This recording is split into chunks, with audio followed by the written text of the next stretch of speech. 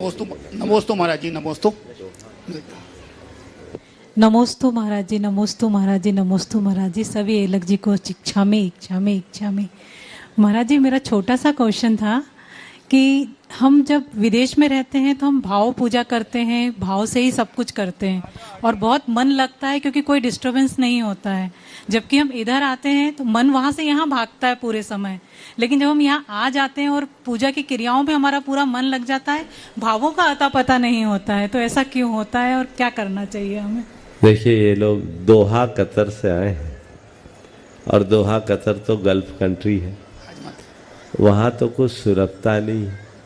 आपने बिल्कुल सही कही कि जब वहाँ हम रहते हैं तो हमारा भाव बहुत प्रबल होता है।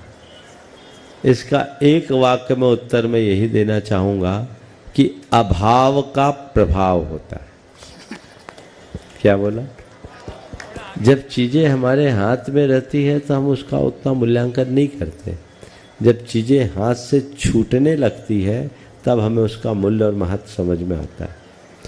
आप अनुभव की बात कीजिए, 24 घंटे सांसें आती है जाती है, मेरे जीवन में श्वासों का कोई रोल है इसका आभास है नहीं, लेकिन जब श्वास रुकने लगती है तब मालूम पड़ता है, तब समझ में आता है कि श्वास कितनी कीमती है।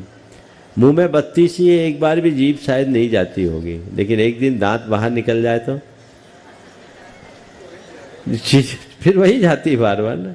तो ये स्वभाव है हमारे मन का। अब रहा सवाल यहाँ आने के बाद वो चीजें नहीं, चूंकि मन बड़ा प्रमादी है, उसको लगता अब तुम आएंगे पा गए।